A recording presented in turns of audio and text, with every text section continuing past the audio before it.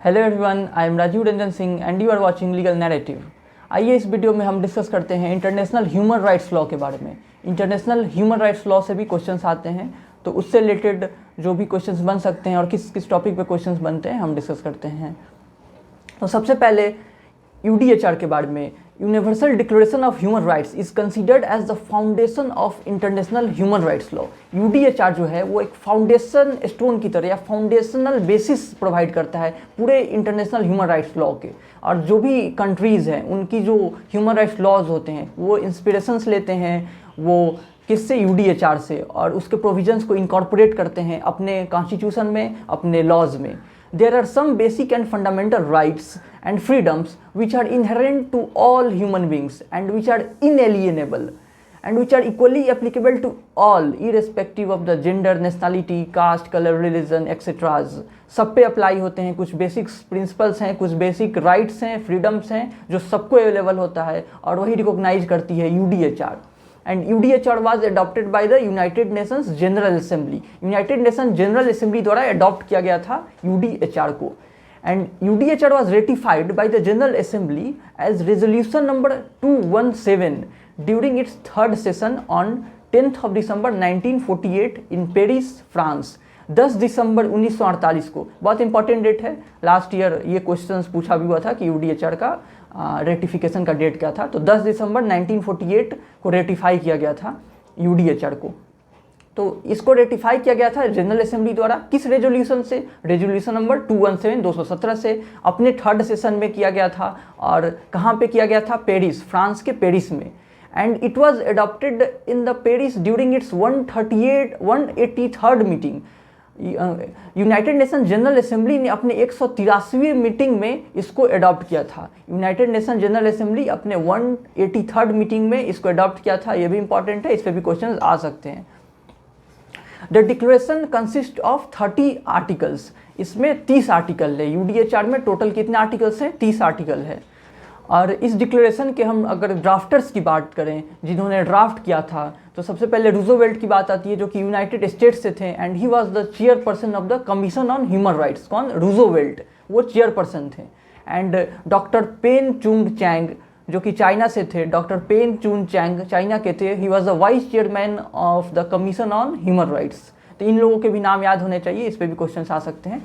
अगर यूडीएचआर की आर्टिकल्स की बात किया जाए तो बहुत सारे इंपॉर्टेंट आर्टिकल्स है, जो जितना याद करने में कैपेबल है वो इतना याद कर सकता है। लेकिन स्टार्टिंग के 10-12 आर्टिकल सभी को याद होने चाहिए, उस पर क्वेश्चंस आ सकते हैं और आते भी रहते हैं। स्टार्टिंग के 10-12 आर्टिकल्स मस्ट याद होने चाहिए और एडिशनली आप जितना याद कर पाएँ।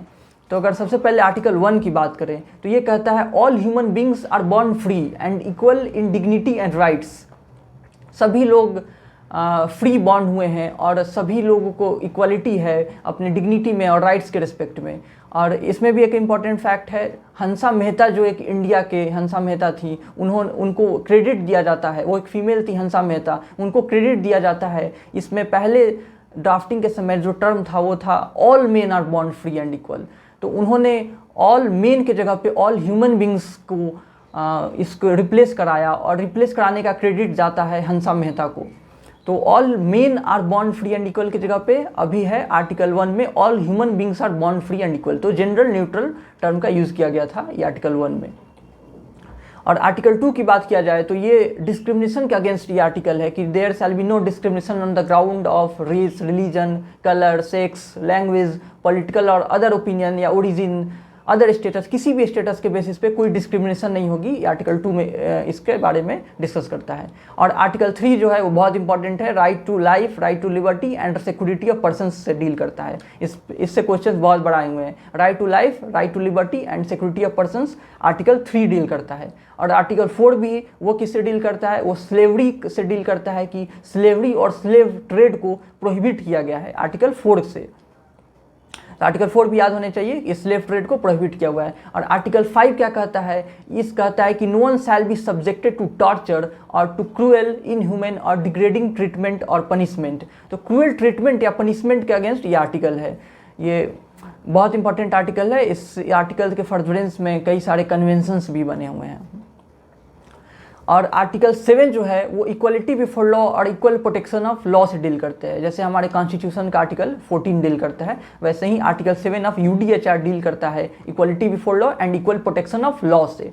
And article 8 of UDHR deals with the right to an effective remedy by the competent national court for violations of fundamental rights guaranteed to him by the constitution or other law। यानी constitution या laws द्वारा जो भी fundamental rights guaranteed किए जाते हैं citizens को या पर्सन्स को, अगर उस राइट का वायोलेट होता है तो रिमेडी मिलने चाहिए। और रिमेडी कौन देता है? वो कॉम्पिटेंट नेशनल कोर्ट्स देता है। और इसी राइट्स को रिकॉग्नाइज किया गया है आर्टिकल 8 ऑफ यूडीएचआर में कि सभी को इफेक्टिव रिमेडी का राइट होना चाहिए।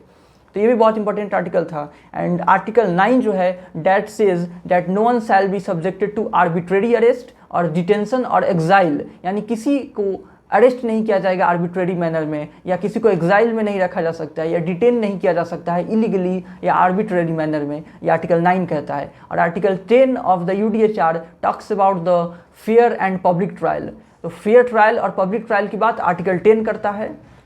और अगर नेक्स्ट आर्टिकल की बात करें आर्टिकल 11, ये भी बहुत इंपॉर्टेंट आर्टिकल है। ये कुछ बेसिक्स प्रिंसिपल्स की बात करता है, जैसे कि प्रिजम्पशन ऑफ इनोसेंस। हम जानते हैं कि क्रिमिनल लॉ में एक प्रिजम्पशन ऑफ इनोसेंस का बेसिक प्रिंसिपल है जो कि कहता है कि every one shall be presumed innocent until proven guilty. तो प्रिजम्पशन ऑफ इनोसेंस होने चाहिए थ्रू आउट द वर्ल्ड, ये रिकॉग्नाइज करता है यूडीएचआर का प्रिंसिपल, यूडीएचआर का आर्टिकल नंबर 11। और ये राइट ऑफ डिफेंस की बात करता है कि किसी को भी ट्रायल के दौरान राइट ऑफ डिफेंस होगा और उसको डिफेंड करने का पूरा मौका दिया जाएगा। और कोई भी पर्सन जो है वो उसको किस ट्रायल में किसी पर्सन को बिना डिफेंस राइट के दिए हुए उसको कन्विक्ट नहीं किया जा सकता। अगर कन्विक्ट किया जा रहा है तो उसका एक बेसिक ह्यूमन राइट्स का वायोलेशंस माना जाएगा। और article 11 class 2 of the UDHR deals with x post facto law. We know that Article 20 Clause 1 of our Constitution also deals with ex post facto law। ये आप सबको पता है ex post facto law क्या होता है। अब अगर कोई ऑफेंस है तो तभी ऑफेंस माना जाता है जब वो कमिट हुआ उस डेट पे वो ऑफेंस होता है, बाद में उसको लॉज बना के ऑफेंस डिक्लेयर नहीं किया जा सकता है और रेट्रोस्पेक्टिव इफेक्ट उसका नहीं हो सकता है। क्रिमिनल लॉ का हमेशा प्रोस्पेक्टिव इफेक्ट होता है। और आर्टिकल 12 जो है वो राइट टू प्रिवेसी से डील करता है। Right to privacy article 12।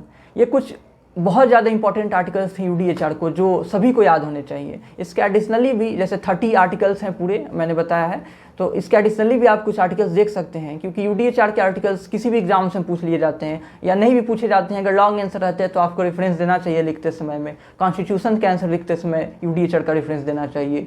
या एमसीक्यू क्वेश्चंस के लिए भी ये क्वेश्चंस आ जाते हैं कि ये प्रिंसिपल या ये राइट्स यूडीएचआर में कहाँ रिकॉग्नाइज किया गया है। तो ये सारे प्रोविजंस याद होने चाहिए। I hope you found this video informative and thank you for watching this video. Thank you.